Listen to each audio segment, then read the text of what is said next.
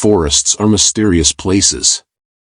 During the day, they seem calm, full of life and tranquility. But when the sun sets and darkness takes over, everything changes. Strange sounds echo through the trees, shadows move where they shouldn't, and the feeling that you're not alone becomes impossible to ignore. Today, you will hear real stories of people who entered the forest and came back, changed, if they came back at all. Terrifying accounts, inexplicable encounters, and moments that defy logic. If you're listening to this in the dark, it might be better to turn on a light, because some of these stories will make you think twice before venturing alone into the forest again. My name is Alex, and what I'm about to share is something I've only told a few people. Not because I think they wouldn't believe me, but because I don't even know how to explain it myself. It happened a few years ago when I decided to go on a solo hiking trip through a remote forest. I had done plenty of solo hikes before, but nothing quite like this. The forest was deep, untouched, the kind of place where cell service dies and you realize how small you are. The first day was perfect, clear skies, cool air, and absolute solitude. I had set up camp near a small river, miles away from the nearest trailhead. There was something peaceful about being alone out there, surrounded by nothing but trees and the occasional rustle of wildlife. That night, I sat by the fire, enjoying the silence. But as I was about to turn in, I heard something. A sound just beyond the reach of my fire's glow. At first, I thought it was an animal, a deer maybe, or something smaller. But then I noticed something strange. The sound wasn't just movement. It was rhythmic. Almost like footsteps, but off. Too slow. Too deliberate. I shined my flashlight in the direction of the noise, but saw nothing. The forest was still. I convinced myself it was just my mind playing tricks on me and went to sleep. That's when the real nightmare began. I woke up to the sound of whispering. Not loud, but just outside my tent. A hushed, urgent voice. I held my breath, my entire body frozen. I couldn't make out the words, but the tone was unmistakable. It was speaking to me. I slowly reached for my flashlight, my heart hammering in my chest. The moment I clicked it on, the whispering stopped. I unzipped the tent just enough to peek outside. The fire had burned down to embers, casting faint light around my campsite. But nothing was there. No footprints. No signs of anything at all. Just trees, motionless under the moonlight. I barely slept that night. Every small sound made my skin crawl. But as the sun rose, the fear faded. I told myself I had imagined it, a mix of exhaustion and the eerie quiet of the forest. The second night, it got worse. I set up camp in a different spot, deeper in the woods. As night fell, I started hearing it again, those slow, deliberate footsteps circling my camp. I held my breath, listening, trying to convince myself it was an animal. But then something happened that shattered any illusion of safety. The footsteps stopped. And then, they started again. But this time, closer. And not just one set. Multiple. From different directions. I grabbed my flashlight and shined it into the trees. My blood went cold. For just a second, I saw them, figures, tall and thin, barely visible against the dark. Not moving. Just standing there. Watching me. I did the only thing I could. I packed up my gear as fast as possible and started hiking back, guided only by my flashlight and the fading moonlight. But no matter how far I walked, I felt them. The presence. The weight of unseen eyes pressing down on me. At one point, I stopped to catch my breath and turned around.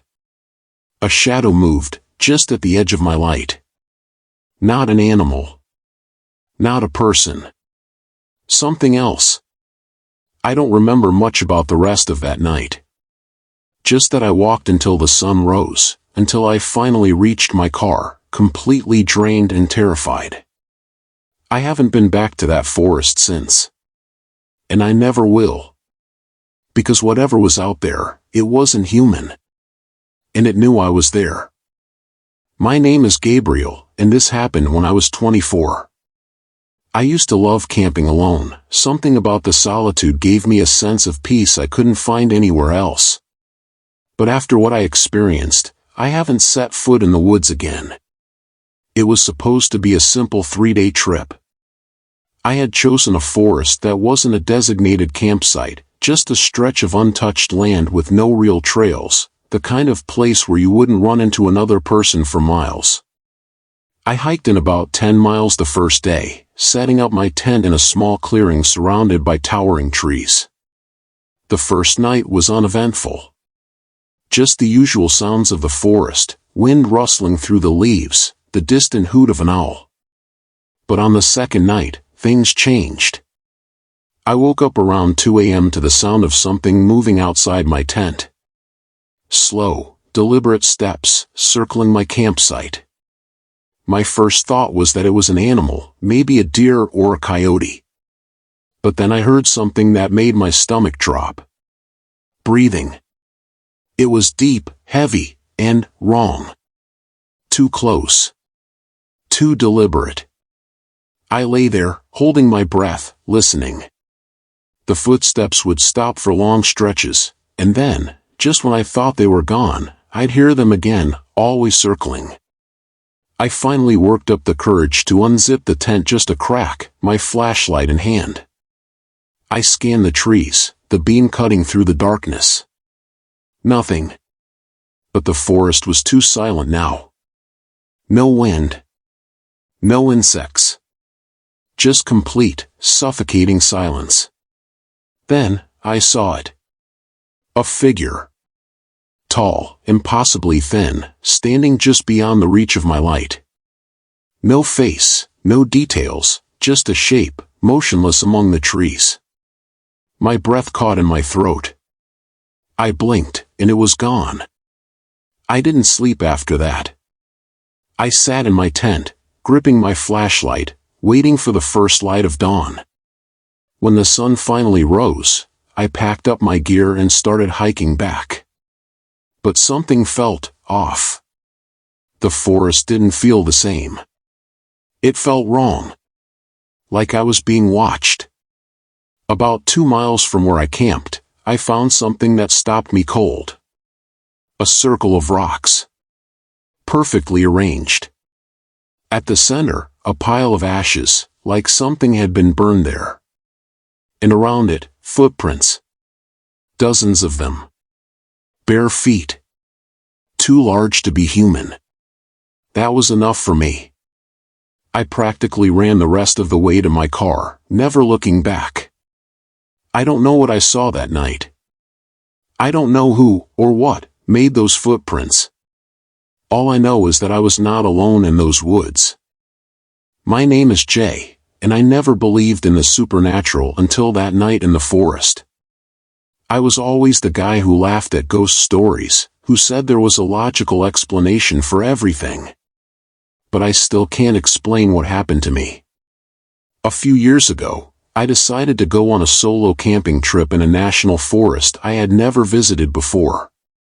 It wasn't a well-known area, just miles and miles of dense woods. The first day was perfect, cool weather, clear skies, absolute silence except for the sounds of nature. I set up camp near a dried-up creek bed, far from any trails. The first sign that something was wrong came at dusk. I was gathering firewood when I noticed something strange. There were no sounds. The birds had stopped singing. No insects, no rustling leaves. Just dead silence. I tried to shake off the unease, but it stayed with me. That night, I woke up to the feeling of being watched. I don't know how to describe it, but I felt pressure, like something unseen was pressing down on me. I turned over, trying to ignore it, when I heard footsteps. Slow, measured. Right outside my tent. I held my breath, listening. Then, something dragged across the fabric of my tent. A long, slow movement, like a hand, or something, brushing against it. My blood ran cold. I grabbed my flashlight and flicked it on, shining it through the thin fabric. No shadow. No movement. But I knew something was out there. I unzipped the tent as quietly as possible and peeked out. The fire had burned low, casting long shadows across the clearing. That's when I saw it. Something crouched at the edge of the trees, just beyond the firelight. It wasn't moving, but I could feel it watching me. Its shape was all wrong, too tall when standing, too thin. I couldn't make out any features, just darkness where a face should have been. And then, it grinned. I don't know how to explain it, but I felt it grin. Not with a mouth, but with its presence. Like it wanted me to know it was enjoying this. I slammed the tent shut and gripped my knife, my heart pounding so hard I thought it would burst. For the rest of the night, I sat there, frozen, waiting for something to happen. But nothing did. No footsteps. No sounds. Just silence. At dawn, I packed my gear and left without looking back. As I reached my car, I had the overwhelming feeling that if I had stayed one more night, I wouldn't have made it out. I don't go camping alone anymore. Because I know, now, that some places are not meant for us. The forest hides secrets that may never be explained. For some, they are just stories, for others, scars of something that will never be forgotten.